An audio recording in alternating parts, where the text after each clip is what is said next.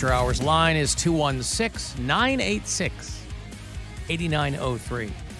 Your Cleveland Guardians are set to start up tonight, first of only two down in Cincinnati at the Great American Ballpark. Guardians, Reds tonight and tomorrow night, a 6:40 start. So right when we get out of here, we'll get you into Guardians baseball. And then the Guards come back home. They'll do a 4-game series hosting the Detroit Tigers. And then they'll stick around, host the Dodgers, head up to Toronto. They'll go to Minnesota, play the Twins. All these places that they're going, by the way, because, again, things that I learn along the way just by osmosis, by people who are way more kind of dialed into sports than I am. All these cities that they're going to have their own baseball teams. And so then they meet. So you get sports. Yeah, I like to think so. They meet them in a central location, and then they compete. I'm not a sports talker, per se. Do we have one on the show? We have potentially the best sports talker in Cleveland in our own Cody Brown. At least that's what the readers of Cleveland Scene magazine have purported. He's nominated as best sports talker. And you can vote once a day. You go to clevescene.com. You'll see Best of Cleveland 2023 up there. And there's a variety of categories. Bill is nominated for Best Male Comedian.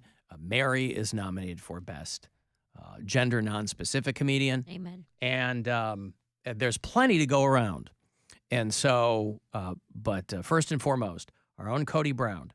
I'm so excited. I can't speak. Inexplicably nominated as Best Sports Talker. And so we would love nothing more than for him to win this.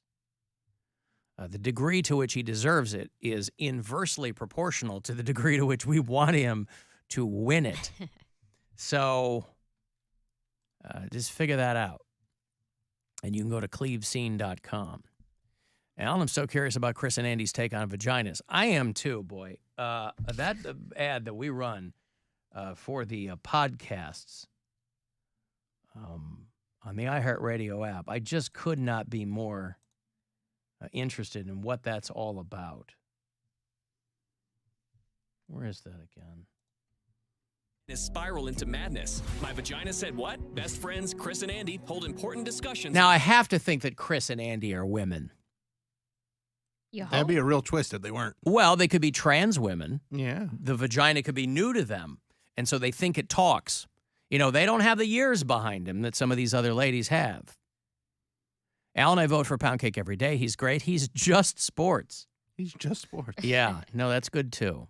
Speaking of just sports, I watched the Johnny Manziel documentary last night, and I got to say, very disappointed by the lack of phone calls from this show that were in that documentary. Oh, they didn't even reach out to you? They didn't even put one of his famous phone calls where he calls in and goes, Alan Cox? Because I think that's when you got to see the real Johnny Manziel. I think so, too, and I watched it as well. I saw our buddy Chris Ty in there. Yeah. In the Manziel documentary. And I was watching it for one reason and one reason only. Not that I give a fat frog's ass about Johnny Manziel. I wanted to know if there would be any reference to his media training on this program. We were one of the first local shows to have him on with any regularity.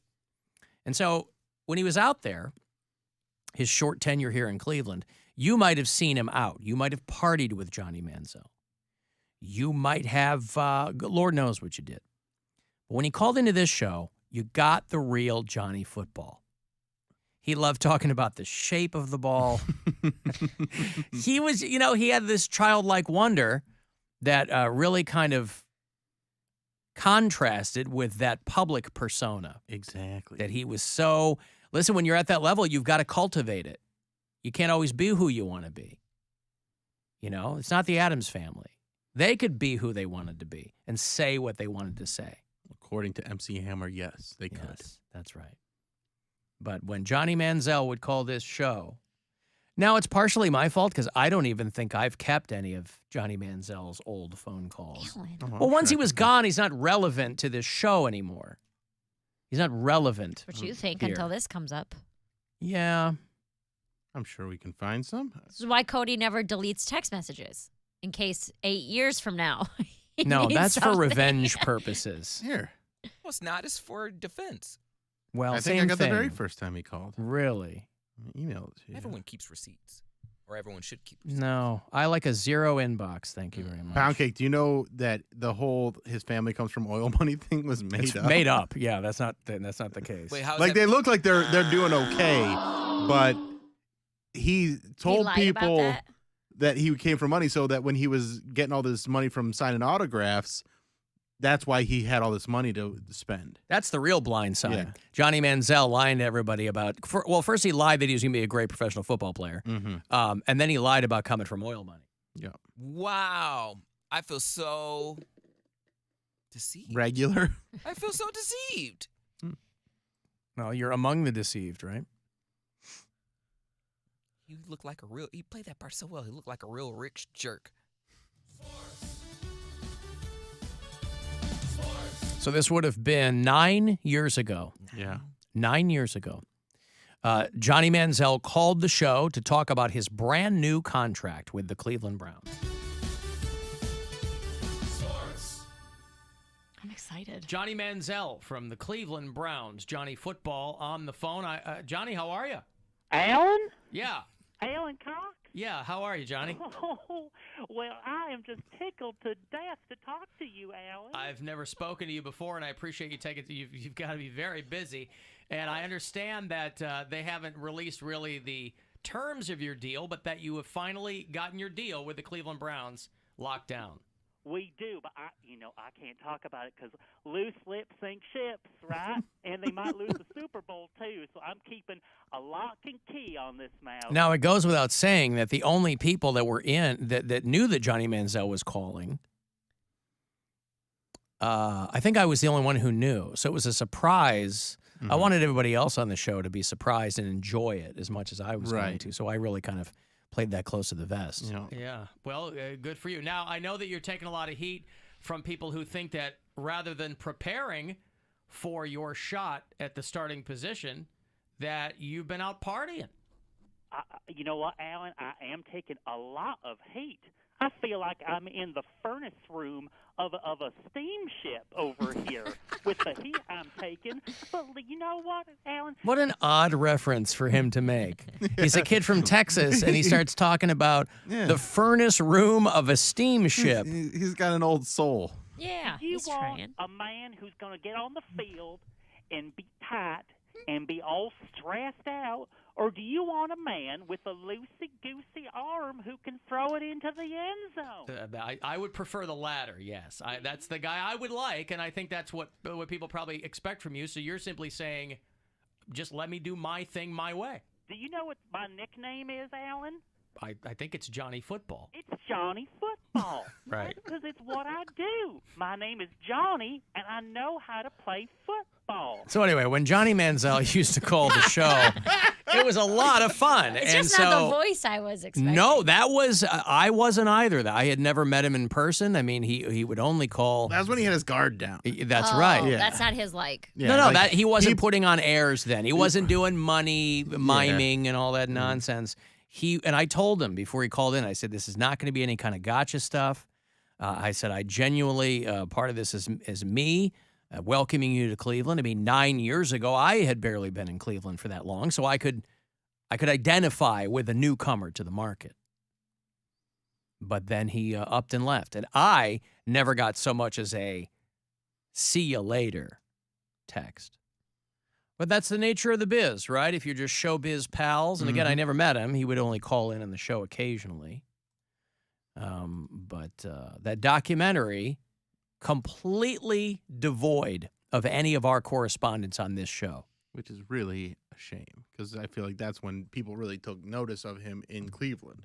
I don't think people really were paying attention to, like, I don't think people really knew he even got drafted until he called into this show. Alan, I love Poundcake, and I hate to say it, but Cody's getting so excited about winning Best Sports Talker that I hope he comes in last. Now, why wish that on anybody? And why- What's the point of wishing that he loses the whole thing because he's excited about it? What Yeah, kind so of you love him? What kind of broken person are you bereft of any kind of joy. Trust me, I'm coming from somebody. I can identify with somebody who can't experience joy. Nevertheless, why put that out there? You hope he comes in last place. You don't love Cody. You don't hate to say it. You love to say it. Why would people not want to wish me well? I wish them Well, well. there's a lot of reasons for that. Well, why would this person not want to wish you Why would somebody well? that says they love you? Yeah. not love Dare you? you. It'd be if somebody yeah. texted me and goes, Cody sucks. I hope he's got no business in this thing. That would make sense. That's a genuine, but I hate to say it. I love it. How No, dare you? they do not love you and do not hate to say it. In fact, let me verbally rewrite their text. I hate Poundcake and I love to see this. And it wasn't. See, I just flipped the script. Mm-hmm. And it wasn't that they Was hoped flipped. that they But wish. be careful doing that because you're in SAG. Yeah, I sure am. You're on strike. You can't be messing around with scripts right now. That's right.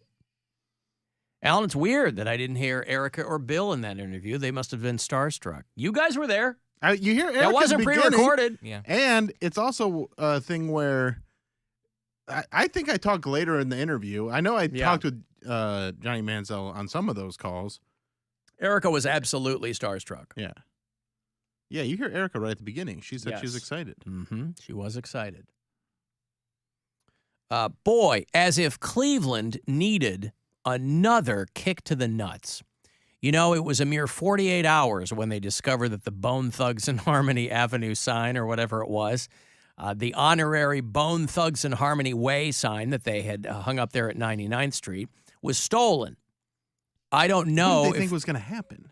Of course it was going to get that. You would yes. hope that well, it that's, didn't. That's why I wanted to know what the elapsed time was, because it only got noticed 2 days later. I want to know how long it was actually up before somebody pulled up, stole it. There's cameras that all night. over this goddamn city, and especially on 99th, there's no camera with a blue light up top. Nobody saw it. Somebody knows something. So you go, okay, another hit on Cleveland. But now this, we can only take so much. The sign's gone, and now they're getting rid of the lizards at the Winking Lizards. I'm surprised it took this long. The iguanas. I worked for are that gonna- company for years, and I was shocked that it took this long. Now, I'm feigning outrage because I had no idea that there were live iguanas Yes. at Winking Lizard. Yes, every This store is has all one. new to me. It's a little on the nose, isn't it? Yeah, Especially if none of them wink. they kind of blink real slow sometimes. They're still in Avon, Bedford Heights, and Lakewood. They will most likely be rehoused by the end of the year. You were down where? You were at the I was Prospect at the one Galleria that's one. closed? Oh, Yeah, no, they just moved across the street. So they were inside the Galleria. they're on and now 9th now? They're like, yeah, in whatever building is directly across the street from the Galleria, they're in that, on the ground floor of that building. Well, I the don't know what Galleria it is is. over here on Euclid, right? No, the Galleria is on 9th, or on And in St. 12th Clair? and St. Clair. Oh, well, they're okay. Or 13th and St. I thought the Galleria. What am I thinking of? You're thinking of the arcade. Well, that's on this side of the street. The arcade is what shares the Hyatt and Chocolate Bar. Oh, that's the arcade. On this side of the street is the 5th Street arcade. Why Those so are many different. arcades and not a Defender or a Zaxxon or a Cubert in one of them? I don't know. Why? Okay. I don't know what any of those Actually, things are. in the 5th Street, you got Space Invaders because it's in the pizza place. Space Invaders, Bill. Well, and Pac-Man. Is it the sit-down Pac-Man with the glass top? Yes, it is. I got to get in there. Anyway, Anyway, those Gracie's. Winking listen there, they're in a nice hot thing. They're getting fed. What would worry me is if I walked in and I noticed that the cage, the tank was empty on the same day that they just announced something new on the menu. That would be a confluence of events that would make me a never little bit nervous. That's never happened. surprise soup. Never. So did they have names? You Yeah. go to work and go, hey, Timmy. Yeah, each one has a name. What was the name of the one where you worked? I don't know. What? I was in a You worked perpetual there- state of blackout when I worked there. I would think that you would have wanted to be in a blackout state. Being friends with an iguana would have been very Nah. high on your It list. weirded me out, man. Wow. So how long did you work there? Years. years, never once retained the name of the iguana. I worked there for 6 years. Was there one per location, or did they have a buddy in there? I think each location only had one. I don't think there were any locations that had two. Wow. And now, again, this is just based on my memory. I could be incorrect, but I don't think there were any locations that had two. We didn't have ours at the Galleria for very long. Well, because you guys kind of had different hours than everybody Well, because else, we were only open yeah. for lunch. Because Right. it was like, if a downtown, like the worst month of the year, January and February, like downtown during January and February, where there is no sporting events going on. Tumbleweeds. It's cold as hell. Like there would be days we'd go in and have like 2 customers. Right. It's freezing cold. There's nobody downtown. There's nothing going on. So it's like, yeah, well, you're open for lunch, and then what? I think they switched to only lunch after the pandemic, but I only work days anyway. Alan, you're thinking of the gay bar, the Twinking Lizard. Oh. No, I wasn't thinking of that, but Well, now you that are now. I am now. You are now. Alan, I was at the Macedonia Winking Lizard today. Their iguana, Tito, is huge. Sad to see him go. All right, well, there you go. Kids like it. Yeah. Yeah, my kids, when we'd order and then Go look at the lizard. go look at the lizard. Right. Oh, really? Yeah. Oh, yeah. It They keeps them just sit there busy. and like look at the lizard until their food came. I'd be like, hey, food's here, and then come running back. We went to Winking Lizard. That was like one of our go-to spots. It's good food, man. It's good. I love it. I haven't been there in a while. The one that I was living in Rocky River, so the one in Lakewood, there was a worker there who I did not like at all. So I avoided that location for a very long time, and then I moved. So I haven't had lunch at Winking Lizard since we were out at Oak Tree. Independence. my sister works at that one, Does she? the Independence one. Yeah. I'm going to change the subject now. All right, I got to take a break. That's from the Galleria. What's that? Oh, he was the guy that was whacking off at the Galleria. That's right. I'm going to change the subject Allegedly. now. Uh-huh. The Wanking Lizard is what he was looking for. Hey, that's why he's the best in. I'm going to change the subject now. All right, if you want to take a text and send it my way, 35192 is how you do it. If you want to join us on the return of the Alan Cox Show cruise, we're calling it Captain Fun's Floating Fandango. At least I am. We're going to head out on the brand new Lady Caroline a week from Saturday. And so if you want to join us, I'll have a couple of tickets for you after the break. The Alan Cox Show on 100.7 WMMS. And everywhere you go.